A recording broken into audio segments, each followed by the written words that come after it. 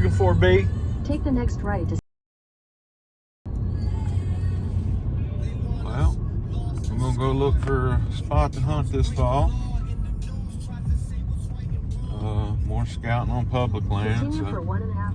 I'm sure we'll find us some more great spots, and then 10 yards or so past that great spot, we'll find somebody's deer stand set up. But we're gonna give it hell. I'm gonna go search a bottomland, swampy area, a little harder to get in and out of. Maybe there'll be fewer people trying to get in it. Looking for the old swamp buck, huh? Old split toe itself.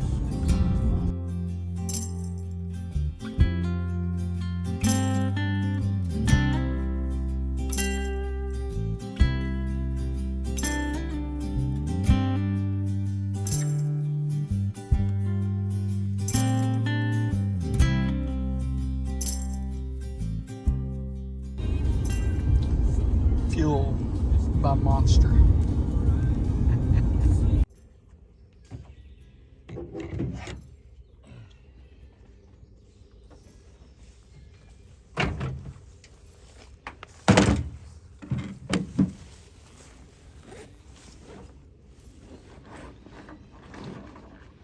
Drop my machete.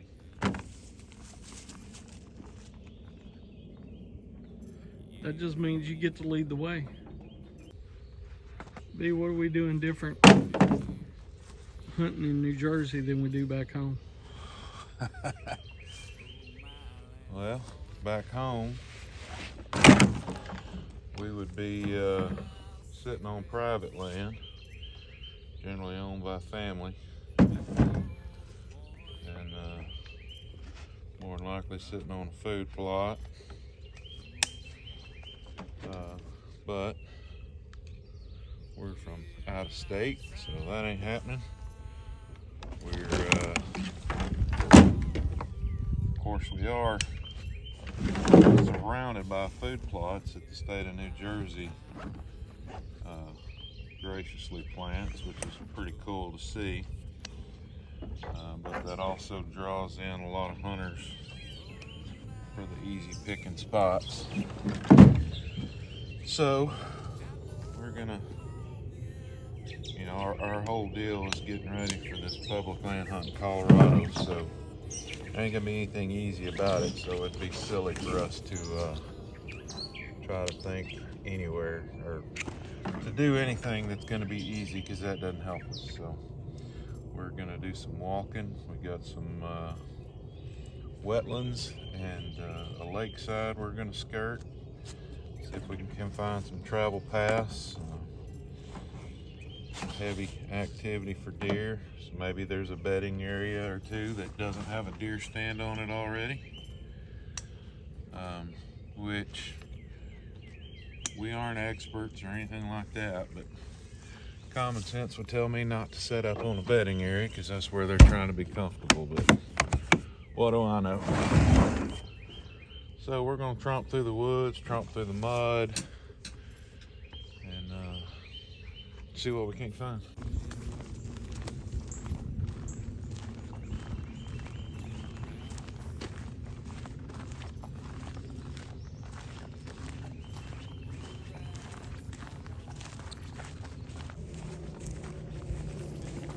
I think one of the unique challenges we face is we're used to sitting over corn and food plots, and we know what the deer eat, and really aren't aware of what they eat out in their natural habitat. So we got to find food sources, we got to find sign, got to find bedding areas. We don't know what they eat. Grass, berries, I don't know, but we got an app, and We got a deer road right here. I see that. Lots of deer sign right here. But we got an app that tells us what plants are, and then we just Google, do deer like to eat autumn olives or whatever it is. So that's what we're going to focus on today, try to learn a little bit, try to find a hunting spot where there's not people.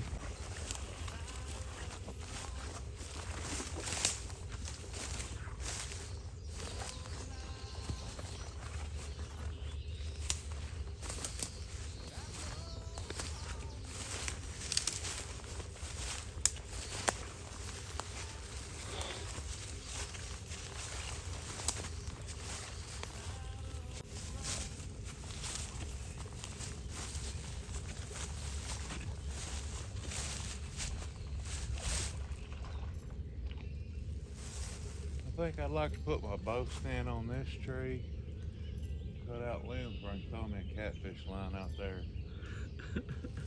Dual purpose hunt. A little surf and turf.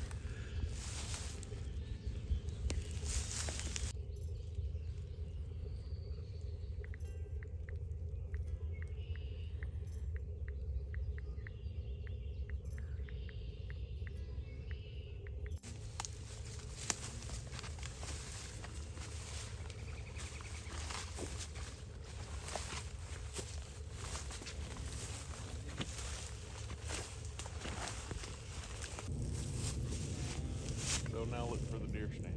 Where's it at? North. North wind will be in your face coming across the lake. That's not gonna make for good hunting. Well, I mean, with the lake there, there's no place you can get to get your wind right. you have to set down here further as the deer are coming through, blowing in your face. Well, we got to find out where they're going to be coming from first. On the super highway we just walked down, I'd say they're coming from this way or that way, or both. Okay, so we followed a real heavy trail to this little point. It's not really a point, it's just a corner. Got a creek coming up this way. I think this is a bedding area. There's plenty of water. There's a field right over here. I think they're bedding here. There's plenty to eat. They got the grass in the field. There'll be acorns falling, and next time I come out, they'll have a little corn to snack on. So, could be a good spot. And no deer stand. Yeah. Yeah, I think that gains elevation about 200 feet, and there's a good chance they'll be bedding up there for sure.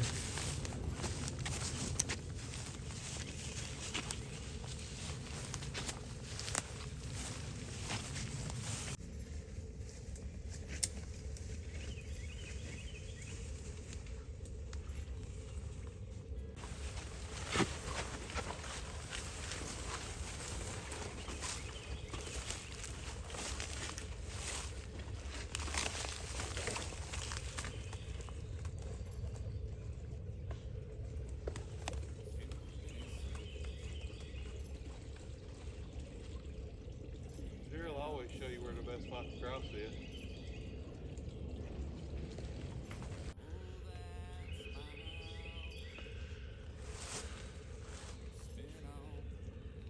Some of the prettiest woods we've seen yet.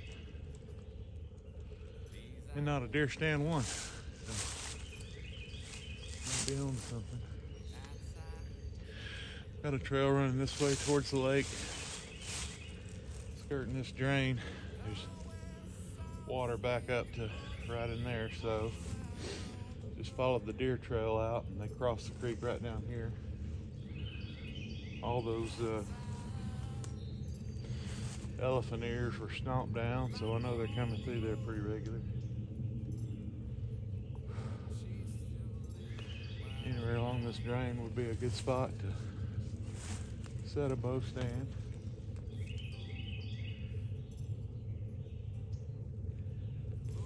I like it. Plant certain fields in a year and then rotate. Let them just overgrow for a year or two. We had the whole, it was, a whole 20,000 acres was set up into, I think, 4 or 5 quadrants. And every season we rested a quadrant. So they understand the science about that better than I do, but it makes sense. I mean, it's the same thing as crop rotation, you know, depleting the minerals that are in the ground. You don't want to just keep growing the same shit over and over and over. So you let the natural seed bank take over, come back in, mow and disc all that. Let it rest a year. That's So probably what they're doing here. What's the real story of the old bull? The old bull. Well, we did our little silly video there to intro the YouTube, but the real motivation behind Old Bull was, hell, I was late 30s, early 40s before I really started my journey losing weight. I was 420 pounds and got introduced to combat sports to do that to lose weight. It helped my interest and kept me motivated. And as I got older, I would do grappling competitions and stuff like that. Even at 45, I was never, well, every tournament I entered, I was the oldest guy at the tournament. So just kind of motivated me, and I knew the Old Bull story. Somebody told it to me a long time ago. You know, competing against younger guys, sometimes I did work and sometimes I got worked, but as I got older, my body just wasn't holding up to it, and I kind of lost motivation and just kind of stuck in a rut, just kind of wishing things were better instead of actually doing things to make them better. And Bradley presented an opportunity. He wanted to go do an elk hunt in Colorado, and it's nothing I'd ever thought about doing. It just wasn't even in my realm of possibilities. And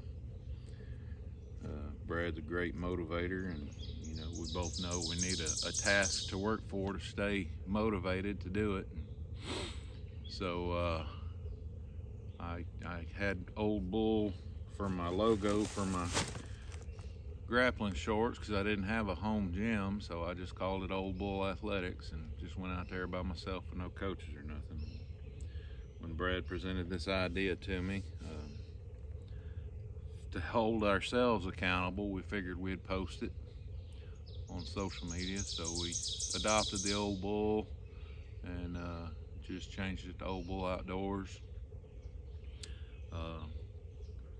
Not to be famous or have attention or nothing like that, but you know, it took some guys that cared about me to get me active in the combat sports and stuff, and it took Brad caring about me and, you know, being self-motivated too to get in shape and just go do stuff. We spend so much time working that we just kind of forgot how to enjoy life. So we decided to use this elk hunt, doing it ourselves, learning along the way. I know we're in for a rude awakening even with all the preparations we're doing, but we want to document it, show our journey, and hopefully somebody else that's out there who's in the same rut we were in can say, hey man, those guys are doing it, I'm gonna give it a shot too.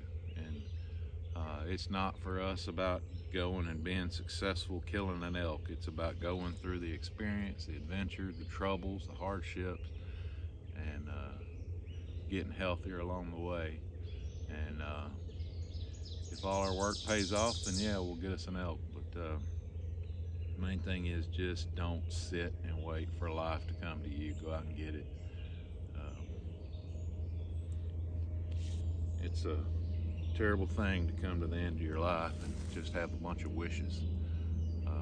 And even if you don't achieve your wishes, just try. That's where the joy comes in. That's where the reward is. It's not in getting. You can get and get and get, whether it's money or trophies or whatever the hell. But if that's all you're focused on, you're gonna miss the point of the whole ride. So Brad and I are both blessed with families that support what we're doing. They let us chase our harebrained ideas, whether it's going somewhere fishing that we don't know what we're doing or hitting the elk woods. So we're very lucky to have a good support group around us. We got a lot of friends that like what we're doing and see it and support us, and we're just going to keep after it, and hopefully you'll see us trying and maybe go try something new for yourself. Talked about earlier walking in that deer make rubs and scrapes all day. This right here is not one. This is where I scrape my boots on the ground.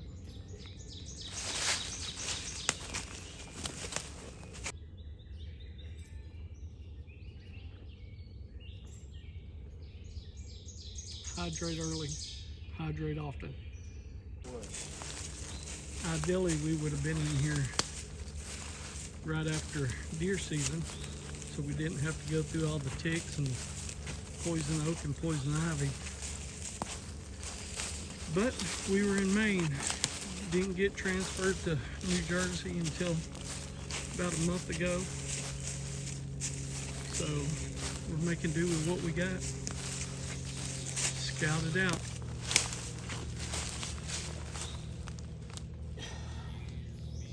Torque your back. Thought you were just joking about me carrying you out of here.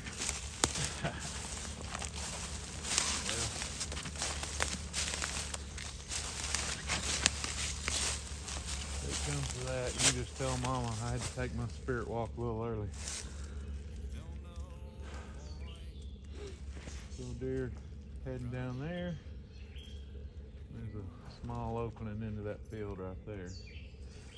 Let's check We the wanna- field out. Check the field out. Yeah.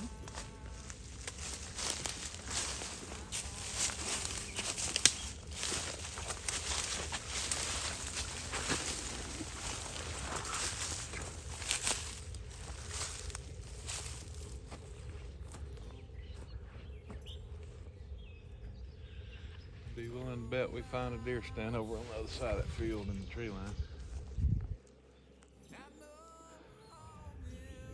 Got some more of these autumn olive plants, which we Googled, and deer love autumn olive, especially in the autumn. Drop a comment if you think corn or soybean is more productive for attracting deer. I think it's soybeans. Turnips. Too bad we don't have a big turnip field around here. We're just skirting this field. See if we can cut a trail going off down to the swamp.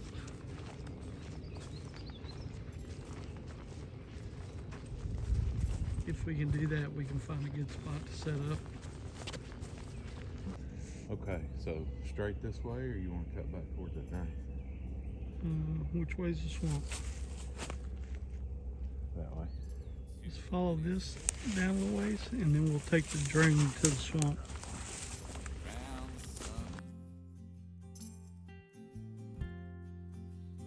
Oh, that smiles spin on the run. Days I won't remember, nights I can't forget.